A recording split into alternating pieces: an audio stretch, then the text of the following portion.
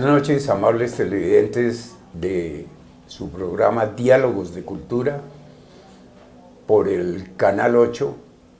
Hoy con un invitado fuera de serie, el maestro Hernando Carrizosa, a quien le doy la bienvenida, maestro. Muchas gracias. Pues aquí en la ciudad de Chía, a través de sus exposiciones, de sus convocatorias, de su taller de arte, pues todo el mundo conoce a Hernando Carrizosa y su trayectoria como pintor, su éxito también en cuanto a su plan de vida con respecto a la pintura. Así que hoy vamos a hablar un poco más relajados, maestro, acerca más bien de sus cosas personales, de su vida. ¿Usted dónde tuvo el gusto de nacer? Bueno, el gusto lo tuve después, ¿no? Porque antes no podía decidir dónde, pero sí con mucha alegría y mucho, diría, no honor, porque es normal que el pueblo donde uno nace es lo más importante, ¿no? Correcto. Aunque viví muy poco tiempo, solo unos 2 años, y luego salimos a otra ciudad. Pero nací en un pueblo que se llama Ambalema, Tolima. Ah, caramba. Nada menos. Pueblo muy importante en la colonia, uno de los pueblos principales con Monpós y todo, que era cuando el río Magdalena era el principal, sí, la arteria principal de comunicación y transporte de todo, de industria, de comercio, y de entrada al interior del país. Entonces, un pueblo muy bonito, la época, me acuerdo, eso sí, de un pueblo empedrado, con árboles de sombra, le dicen o le decían, porque ya pues ya no tiene las columnas, el pueblo de las 1000 columnas, y columnas verdes además, grandes alerones por el clima. Entonces las casas pues eran altas y tenían alerones por donde uno podía caminar por la calle. Sí. Para buscar la sombra, y el fresco. Entonces era todo empedrado, era muy bonito, ¿no? Sí. Pero pues con eso el acá tiempo y el desarrollo y las vías de comunicación, las carreteras y todo que pasaron por un lado, entonces se interrumpieron el proceso, porque era, digamos, en el norte del Tolima era la principal ciudad, ¿no? Ajá. Allá quedaba todos los juzgados, toda la administración del norte del Tolima, ¿no? En una época. Sí. Pero con el desvío, y había ferrocarril, el río, las vías de comunicación importantes pues pasaban por ahí. Sí, y se distinguía Ambalema, creo, por sus fábricas de tabaco, Y además, o cultivo del tabaco y eso, que fue como un fortín más bien de ingleses, ¿no? Que entiendo yo. Además, digamos, eso fue una de las épocas importantes porque ahí se produjo mucho tabaco y se exportaba, ¿no? Curiosamente, con el amigo Giovanni Di Filippo, que el día conversando, él está haciendo un trabajo sobre Monpós, y en un momento hizo la relación a una persona que fue el que creó las fábricas de tabaco en Ambalema, algo que yo no sabía. Pero era de allá y manejaba desde ahí. O sea, el nexo con el país era otro, ¿no? Sobre todo para sacar los productos fuera del país. Bueno, eso era toda una época y la niñez en esa época transcurría... Sí, claro, que un pueblo de esas características. Por las calles y a pata pelada. Y además una estructura, una arquitectura colonial muy típica, ¿no? Muy agradable, muy bonito. Y pues todo eso, y la comunidad, que no era tan desconocida como ahora somos todos desconocidos, ¿no? Era otra forma de vida, ¿no? O sea, uno recuerda que el vecino usted pasaba por la mañana y saludaba, buenos días, aunque no fuera amigo, no, sino cualquier persona. Claro, muy bucólico todo, Sí, muy... y muy tranquilo, además, pues por ser tierra caliente típica, que si usted se mueve mucho, suda, como dicen, entonces hay que estar tranquilo y quieto. Entonces el mismo clima ayuda a que la gente sea como es, ¿no? La gente a veces decimos que, pero es que esos pueblos, ¿verdad?, donde la gente está tranquila, que no, es que el clima obliga, ¿no? O sea, Bueno, maestro, pero ¿cómo transcurre luego ya no su infancia? Porque me dice que usted pues realmente en Ambalema vivió muy poco. bueno, muy poco, pero íbamos constantemente, o sea, fuimos a Ibagué, que es muy cercano, y en esa época existía el ferrocarril, que eso es otra maravilla, eso lo recuerdo desde el ferrocarril. Creo que todos los que tuvimos la oportunidad de montarnos en ese animal de hierro, ¿no? Eso es fabuloso. Y ahí íbamos permanentemente, cada vez que se podía, Semana Santa, junio, cualquier momento de vacaciones uno iba allá, porque aún había familiares, todavía existía la mamá grande allá, ¿no?, que era una tía que recibía a todo el mundo. Es como la típica niñez grata, ¿no? Sí. Libre, amplia, con esa luminosidad, pues, que da el clima caliente, ¿no? Y ese rumor de chicharras y todo. Es hermoso, mágico, ¿no? Mágico, sí. ¿Y en qué momento, si usted puede tenerlo más o menos presente, surge la idea de ser pintor, de empezar, supongo yo, como todos los muchachos o todos los niños, a rayar cuadernos y paredes y a buscar parecidos y hacer dibujos que pues se burlan de los profesores, todas esas cosas que hace uno de niño? Es curioso porque pues yo no comencé con la conciencia o inconsciencia o intuición, sino más bien con la práctica de la curiosidad y la habilidad que uno como que siente que le quedan bien ciertos trazos, ¿no? Que le queda parecido algo de lo que ve en el papel donde traza. Entonces, pero no con el conocimiento, porque dadas las circunstancias sociales, económicas, todo lo que nos pasa alrededor. Digamos que en esa etapa de su vida no era su proyecto de vida ser pintor. No, era solamente ejercer algo curioso que la gente decía, ve, este es bueno para eso, ¿no? Pero no más, y como un entretenimiento grato, porque eso sí, uno siente la gratitud de hacer lo que siente que le queda bien, ¿no? Aunque lo discute, pero digo que dadas las circunstancias, porque estuve estudiando en diversas escuelas, en diversos colegios, casi no pasaba de un año en cada. Era como indisciplinado, ¿no? Un poquito, pues, pero no tanto por mi naturaleza, sino por el movimiento familiar, ¿no? Que se desplazaba uno para un lugar, desplazado no desplazados en el sentido que ahora consideramos que han sido expulsados. No, que quede claro que no fueron expulsiones, entonces, sino cambios de lugar por ubicación, sí. Y estar buscando una mejor forma de vida, etcétera, ¿no? Perdón, maestro, por haber insinuado eso. No, pero está bien, porque es aclarar que hay las palabras tienen diversos enfoques, ¿no? Y a veces uno puede generar una idea que no es. Pero se movía uno mucho, digamos, ¿no? Entonces estudiaba en un lado o en otro. Y iba surgiendo, iba desarrollando uno, eso sí, llenando todos los espacios en blanco que quedaban de los libros, con dibujitos, copiando lo que llamábamos en esa época los cuentos, porque no se llamaba como ahora cómics en inglés, o manga, o no sé qué, ¿no?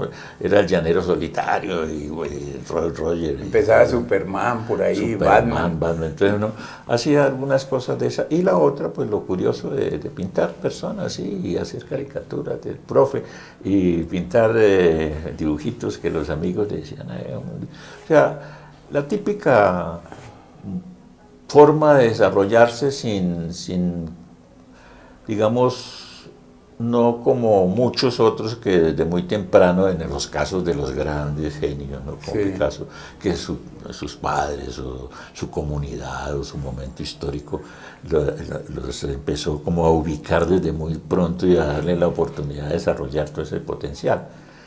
A nosotros muchos, y muchos digo nosotros porque no solo yo, sino eso es más o menos una característica en un gran sector, fue como el impulso natural y sostenerlo, ¿no? Porque muchos tienen ese impulso, pero no pasa de ahí porque la realidad los lleva a otra situación. Yo tuve esa ventaja, digamos, esa gracia de que me mantuve ahí en ese ejercicio, ¿no? Bueno, pero hasta por ahí el bachillerato, por ahí, quinto bachillerato. Mirando ahora, hoy, en retrospectiva. Perdón, es que es importante cuando dice que cuando, ¿no? Porque yo iba a perder quinto bachillerato. En el colegio donde estábamos era un poco contestatario, el colegio en esa época muy liberal, ¿no? El San Simón en Ibagué. Entonces... ¿Usted es alumno del San Simón? No, pues sí, estudié allá, pero terminé en otra parte porque no pudimos terminar un grupo por movimientos y cosas de esas. Pero al ir a perder el año, pues uno está preocupado en la casa porque eso no es algo que debía hacerse, ¿no? Y todavía bajo la tutela y todo, entonces no como ahora que a los 15 ya usted tiene que estar afuera, ¿no? Claro. Bueno, el cuento es que si perdía el año, me metía a la Escuela de Bellas Artes, pero más como compensación, no como compensación, justificación, digamos. Sí, como un reto. Porque en Ibagué se podía entrar a la Escuela de Bellas Artes de cuarto de bachillerato en esa época. Y casualmente, pues, en las habilitaciones pasé, entonces pude terminar bachillerato. Bueno, y me tocó esperar 2 años más a sexto para tener una conciencia un poquito más clara. Pero vuelvo a mi pregunta que se interrumpió. Mirando en retrospectiva su vida y toda su trayectoria como artista gráfico y como pintor, ¿usted cree que de alguna manera su tierra, su terruño, todo ese ambiente del Gran Tolima, ha influenciado su obra de alguna manera? Pues directamente no, pero indirectamente sí, porque nadie está exento de su medio, eso sí, inconsciente por allá, instintivamente. A eso me refiero. Sí, no, está. Eso sí no se puede negar. Que no sea manifiesto así como muy notorio es otra historia, ¿no? Sí. Pero sí, claro. La sola forma de ser ya es un producto del medio donde estamos, ¿no? Claro. Y la relación con los demás, y hay muchas cosas que parecen superficiales y resulta que no, que eso está presente constantemente en el desarrollo de todo ser humano, en mi apreciación, ¿no? Entonces sí, influye. Y después con el tiempo uno quisiera desarrollar una cantidad de cosas que tiene que ver, pero la vida lo lleva por caminos diferentes y la experiencia, el ensayo, la profesionalización, la curiosidad, el deseo de ser reconocido, todo ese tipo de cosas que se suman lo va llevando uno como para investigar otros tipos de experiencias, de conceptos, de atreverse a tocar otros temas, digamos, de cierta manera, y algunas veces lo toca uno, otras veces simplemente queda de lado, ¿no? A mí me gusta mucho y he trabajado, digamos, el campo, bueno, no como debería ser, ¿no? Porque es que en este caso, en el caso de la pintura o el arte, los temas son inagotables e infinitos. Entonces, correcto, ¿no? Entonces, bien, amigos de Diálogos de Cultura, vamos a hacer un corte para comerciales y ya regresamos.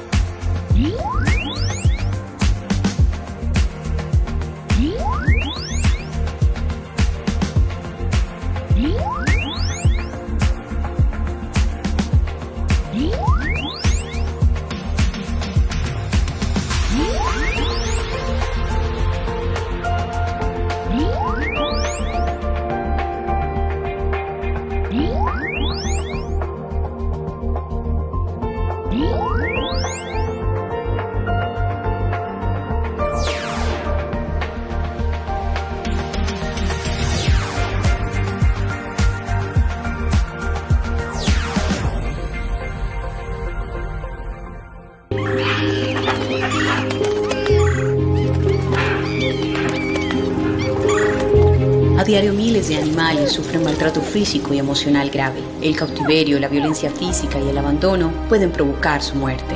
La Fiscalía General de la Nación lucha contra este delito haciendo justicia a través del Grupo Gelma. Denuncia en la línea 122. Fiscalía General de la Nación, en la calle y en los territorios.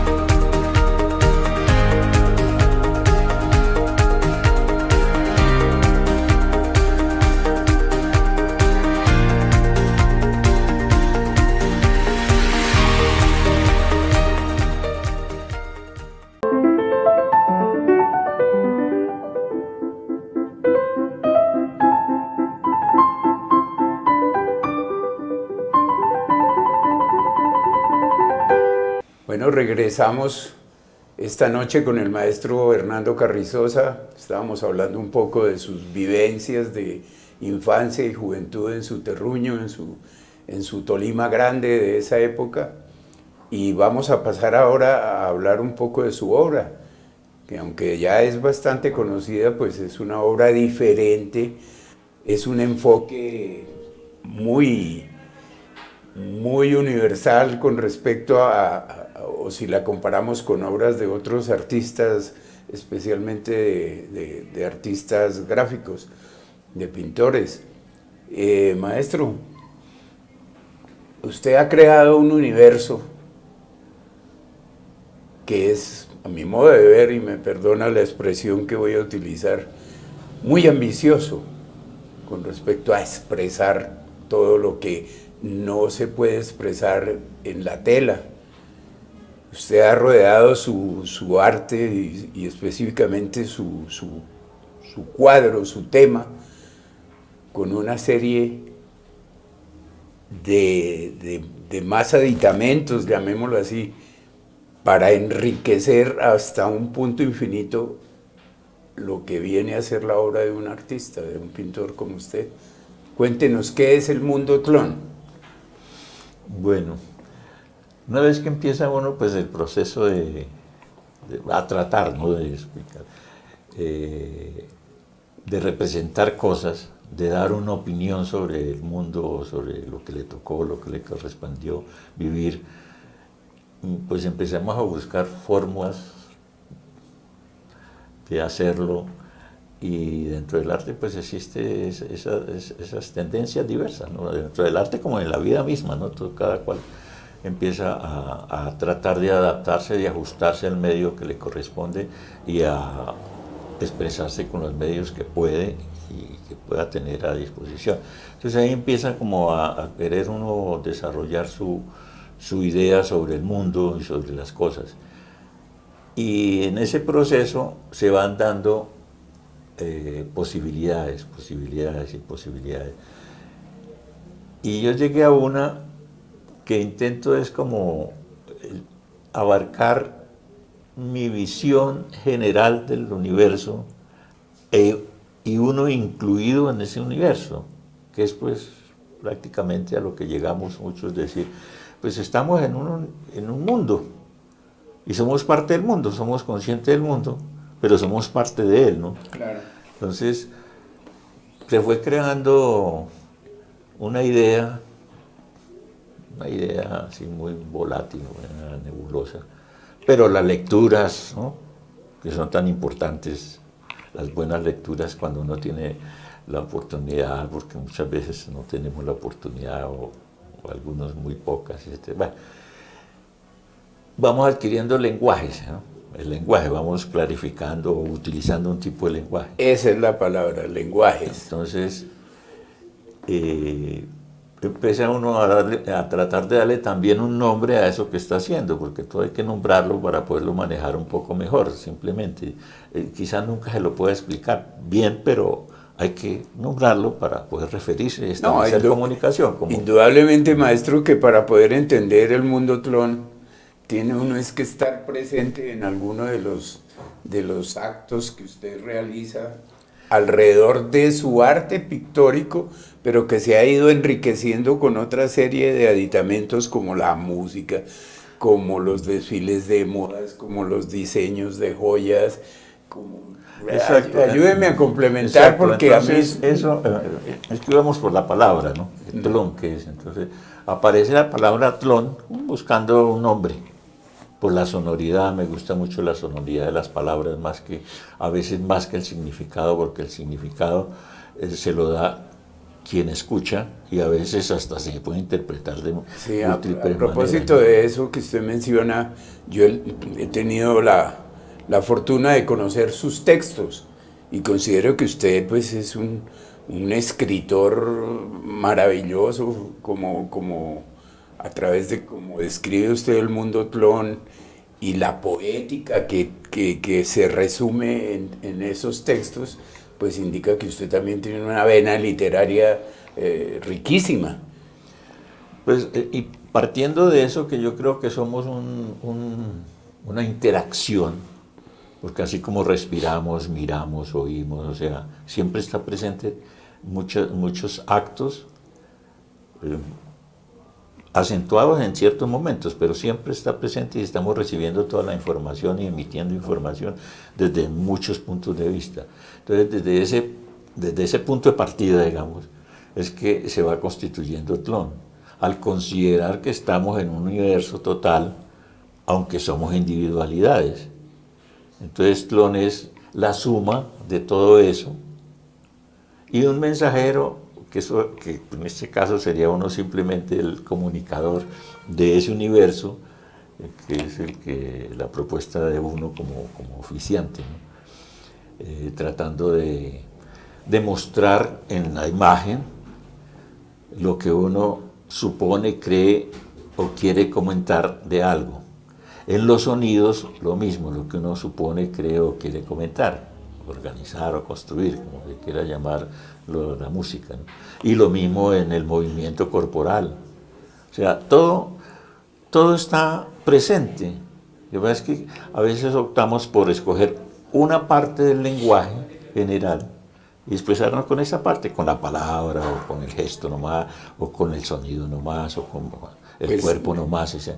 Entonces aquí la intención es tratar de presentar alrededor de un tema específico esa participación total, con la libertad de que no solo lo hago yo, sino con otros partícipes. Yo no soy músico, yo tengo sentido, concepto y gusto, y etcétera, sí, y motivo y mi reto al músico, por decirlo, ¿no? Sí.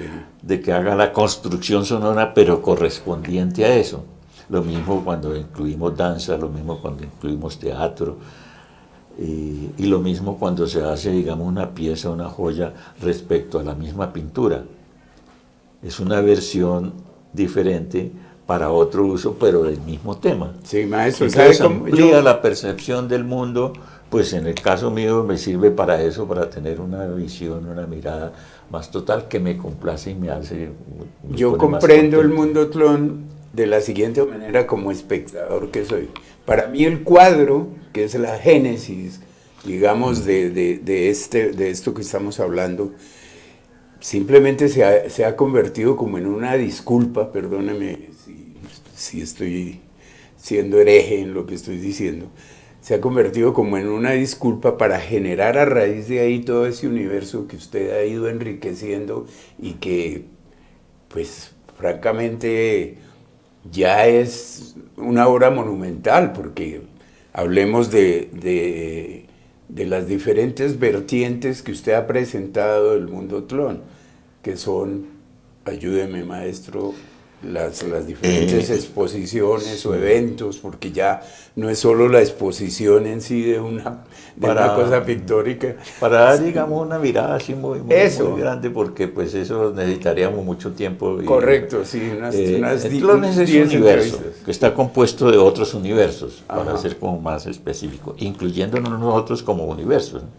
Un gran universo que contiene otros universos, y cada universo de los pequeños también contiene otros, pero también están en interacción permanente, o sea, es una red infinita y potencialmente, que yo mismo digo, no, pues escasamente puedo tocar unos temas y desarrollar unos aspectos, no más, porque es muy... y no hemos tenido la oportunidad de presentarlo además como se quiere, ¿no? Porque ahora con las tecnologías, pues todavía hay un potencial mayor, claro, que es presentar en 3D. Hemos hecho ensayos, pero los costos y todo eso pues, no nos ha dado todavía para poder lograr algo que se quiere desde hace algún tiempo. Pues, esperemos que nos alcance el resto de vida para intentar hacerlo. Pero esa interacción es lo que me interesa, o lo que me parece a mí interesante es la interacción, sí, no los objetos en sí como tal, ¿no? La pintura, como tú dices, ¿no? La pintura es un pretexto. Además, la pintura como pintura es un pretexto para representar un objeto o decir algo. En este caso, además de eso, es un objeto que sirve para relacionarse con otros objetos o con otras expresiones. Sí. Entonces, digamos, pierde la prioridad exclusiva de ser una imagen y válida por sí mismo, que internamente un cuadro es válido por sí mismo, por lo que está ahí, pero está en relación con los otros. Aún más, en las exposiciones cada cuadro está en relación con el otro cuadro. Claro, tú has visto sí. en los personajes, a veces uno está señalando y según el que le ponga al lado, pues resulta señalado por ese, o al contrario. Entonces también se puede jugar con la interrelación de las imágenes indirectas, aunque cada cuadro es un... Pero maestro, digámosle a nuestros televidentes nombres de algunas de esas exposiciones, porque yo lo que entiendo, lo que vislumbro a través de ese gran universo de su obra, es que ha tomado usted los elementos básicos que conforman el planeta, como el agua, el fuego, el aire, la tierra. Eso es lo que yo quiero que transmitamos. Tlön, como es un universo, es una invención, sí, entonces tiene su propio nombre, por eso se llama Tlön. Y lo que hay en Tlön, pues también tiene su propio nombre, ¿no? O sea, hay una correspondencia entre los temas tratados, la manera de tratarlos y los nombres que se le dan, porque si son ese tipo de cosas que comúnmente no se ven, entonces hay que nombrarlos para hacer un poco claro. Entonces, Tlön está compuesto de... Tlön es una cosmotlonía, compuesta de tlonósferas. Sí. Y cada tlonósfera tiene itlones, ¿no? Y así partes que son sus partes. Usted ha acuñado una serie de términos. Y cada tema tiene, por ejemplo, la colección que se llama Viva la Vida Viva, que son 5 cantos al planeta a través de los elementos naturales. En Tlön, cada elemento, el elemento tierra se llama Arcantinam. Ajá. El elemento agua se llama Orihuanciumaná. El elemento aire se llama Oquihuanta. El elemento fuego se llama Solterium, que son palabras inventadas para tratar de traducir lo que es la liquidez o lo que es la cohesión. Y la transmiten esos conceptos. Es que está una cosmogonía involucrada pues dentro, o sea, ya el cuadro casi que es... el cuadro pertenece a otra cosa, entonces es hasta bonito porque, bonito es una palabra un poco, pero sí. No, vale. No es bella. Ya cohesiona con todo, ¿no? Sí. Hace parte. Y aún más, tiene otra característica esas palabras, ¿no? Que se buscan también por la sonoridad, ¿no? Arcantinam, sí, es una palabra Sí, a eso me refería de su Solterium. Sí, ¿no? Una capacidad literaria suya para bautizar todos. Entonces cada cosa tiene la radiación, la luminosidad, tiene. Entonces buscando eso, y por eso es como un poco más fácil entenderse uno con otros lenguajes, con otros participantes, como los compositores y todo, porque si uno habla, por ejemplo, del agua, eso es muy genérico, ¿no?